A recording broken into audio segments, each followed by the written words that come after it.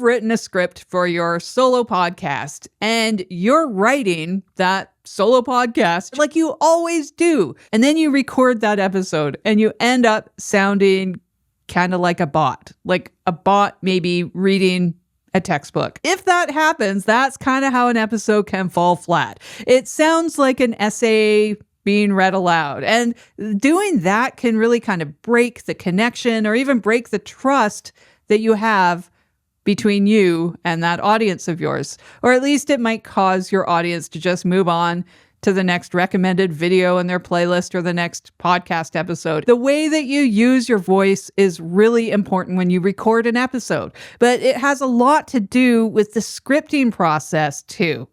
You've been trained probably at some point in your life to write like an expert, but you probably haven't been trained to write in the specific way that a human brain can best listen or comprehend what you say. And they're really looking for just a really natural way that people just talk in real life. Hi, I'm Jen DeHaan, and in this episode, I'm going to show you a system that I use for my shows here at StereoForest, where I focus entirely on solo podcasting and essays like this, how I end up writing scripts that sound, I hope, as human as possible. So before we get to that system that I use here at StereoForest, we're going to look at the science of why this happens, because understanding why this kind of cognitive mismatch occurs is really important to understand so you can figure out the best fix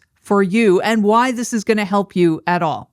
So a listener's brain is actively assessing your state and like the intentions that you might have through vocal cues that you're making.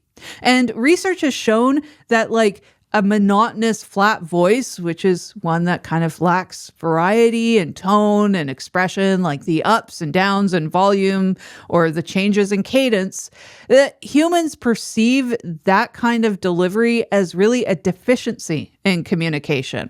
So they usually don't think of a monotonous voice as like a stylistic choice, unless you're acting or something or doing a character, because those dynamics, those ups and downs and everything, they help people learn and they help people understand you, among many other things. So I'll link to some of that research about monotonous voice and perception of it in the show notes and in the description.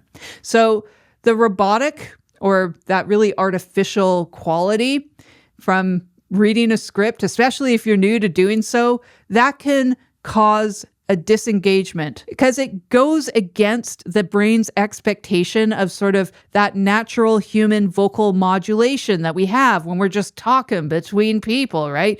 It ends up being uncanny valley for them, but for audio in this case. These vocal cues are also really important for that perception of authority or credibility on a subject, because that all those vocal modulations, like the changes in pitch and tone and pace and volume, it really conveys socially confidence and authority on the topic. There's research around the speech rate, like how fast you speak, and slightly faster speech rates tend to convey greater knowledge and expertise. So it's much easier to support your vocal dynamics in the scripting process before you start talking to begin with. So the first step to work on this is to dictate your notes.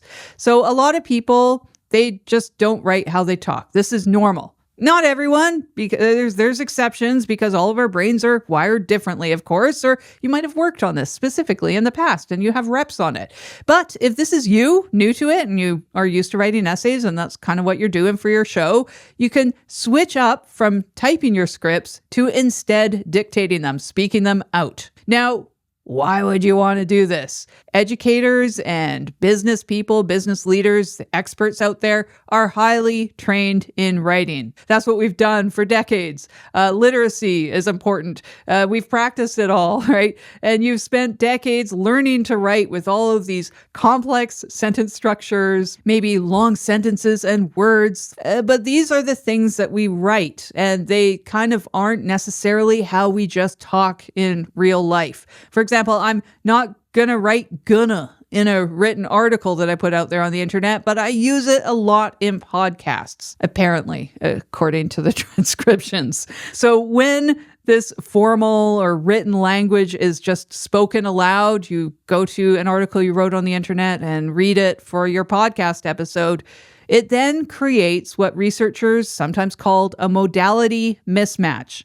And this means that the listener's brain is really wired for the rules of an oral system, right? It's perceiving this spoken literate, right? Like your medium essay, that writerly text, as unnatural and like overly complex and kind of robotic as a result. And so that reaction is what triggers that negative perception of your podcast episode. That's what these researchers are talking about. So the fix for this is to start approaching your episodes, that first step, with a voice-to-text tool, any of them. You can just dictate out your core ideas, what you want to put into that episode. And there's a ton of options out there now. If you don't use one already, some that I've used: Whisper Notes, Whisper Flow, MacWhisper, and these are on both phones, on iOS and macOS if you're using a Mac. There's ones that have offline only modes and a lot of privacy features. And there's some that are built for that voice transcription that are really focused on accuracy and efficiency. So a few more that you might want to check out if you're new to these apps: Google Keep and Notion. Those are both free options out there for just voice note-taking. There's one called Willow Voice, there's Otter AI, there's Granola AI. They'll also work for this. They're built specifically for transcribing voice, so accuracy and efficiency. But the free plans on those ones are fairly robust enough. They might be enough for your podcasting. But often, like if I'm not using something specific like MacWhisper, I'll just open up my to-do app, which is Things or Notion, and just turn on the dictate option and just start talking. And I'll use those notes that I make in those apps just to start off a new script, the very first round of it. So check out what you might already have on your phone and see if that's sufficient for what you need. But by using one of these voice-to-text tools like this, you're really prevented from accessing that sort of overlearned literate system of yours, your typing brain, and you're really forced to generate ideas that are just using your normal human speech. So whatever that's like is best for your episode. And you're pretty guaranteed to sound like yourself from the start and like a human using this kind of system, as long as you don't then go and over-edit yourself later on. So this process, as long as you don't go do that, is going to be capturing human phrasing and your human cadence and simpler sentence structure. And it's not like a trick or something like that. You're just matching what you naturally say, which is going to be what your listener's ear then expects. Having these human-sounding notes will stop you from that rambling. So your resulting episode is much more in a form that listener's brain is designed to process fluently.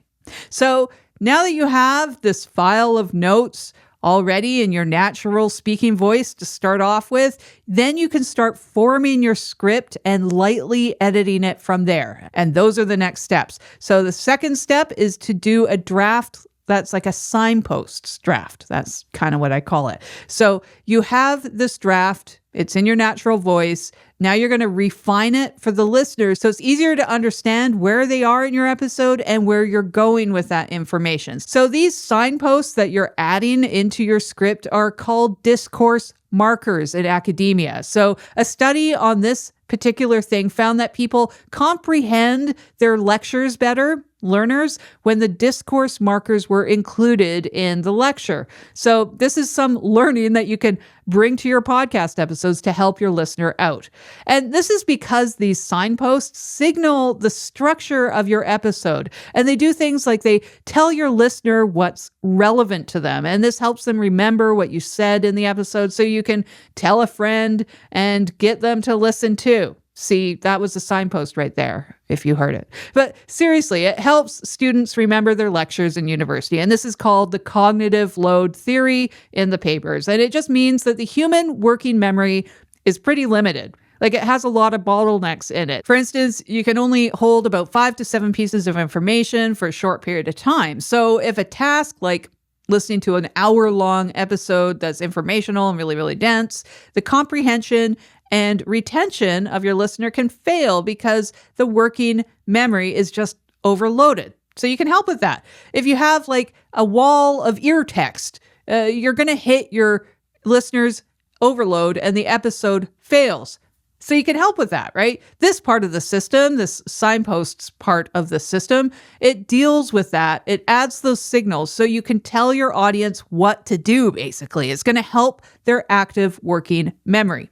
And this is the stage where you're also going to add new ideas or emphasis or science to support those notes. You're going to tell them what's coming next in the transitions between those sections, and then add those summaries of your human notes and these additions that you're making. And while you're doing this, you're thinking like your audience. What do they need to hear? How is this communicated best in what order? Now, examples of these signposts are like the thing you want to take away here is, or what this actually means is this for your podcast. Why is this relevant to you? Or maybe you're thinking something. You also want to add those transitions. Like, I'll get to this in a second, but first you need to know this thing for this reason. You're basically getting inside their head, but hopefully in a good way. So the step 3 is the performer's formatting step of the process, of your script writing process. So you have a script, it's in your human voice. We've added those signposts for the listeners so they can understand the information better. But before you're going to record, you're going to do this step. You're going to format your script for reading and performing it into a microphone or into a camera. Now, this formatting, it's also going to help you, the human, performing it. So remember that like wall of audio, wall of text, or I think I called it a wall of ear text. So you're reading a script, you're using all of your cognitive resources in the moment. You're reading, you're decoding what you're reading while you're reading it. You're performing all at the same time. You might be thinking about your voice, those vocal dynamics, and if you're in the frame in the camera or if you're hot on the mic. So with the way that you form your text to read it, from those notes to a script or whatever you're going to be using and reading from, that formatting that you use can actually offload some of the cognitive burden for yourself. So you're going to be adding things like notes and square brackets about your performance or what you need to remember, like a little story that you're just going to tell that's not scripted, or you're going to add boldface or italics for emphasis. All of this stuff can become delivery cues for you in the moment. And then those cues are going to reduce your cognitive load for your performance. So your brain is just freed up to focus on sounding like you, like a human. So I'll show you a before and after of just a general script that's gone through this process, this formatting process. So this one here is just flat out, just written out from the brain. And then this one here is an edited version that you might actually perform with. So you want to use spacing that helps you scan and process the text really quickly. You want to break long sentences into new lines for pauses or add notes for it, like in square brackets, for example. You want to use bold and italics for your anchor words, those important words that help you remember things, or to add emphasis, how you say things. And you also want to add some notes to keep track of where you are or how you're going to perform it. And I'm also working on some episodes about the ways that you can write your scripts to really help with this using this kind of system in a lot more detail. So make sure you're subscribed to this show or this channel, wherever you get it. Or you can also go to StereoForest.com, my website, sign up to the newsletter, and I'll send you updates and also more resources on podcasting. So while you can get reps to help with your voice, like the musicality and the cadence and all of that other good stuff, the way that you form your scripts for a solo show will make a huge difference in your recording and is also going to give you a lot of that vocal element stuff for free. So by using this kind of process, you're first going to use dictation into a voice-to-text type tool to really match the way you speak as a human, and that's going to connect with the user a lot better. Then you're going to use some signposts to just really guide your audience and reduce their cognitive load while they're listening to your episode. And last, you're going to format your script to reduce your cognitive load so you can perform it a lot more naturally, a lot more like a human. So hope this will help you with your solo podcasting, and I'll be back soon for the next episode. You can watch or listen to other episodes from this show in the meantime, and it's available wherever you get your podcasts or also on YouTube. Bye for now.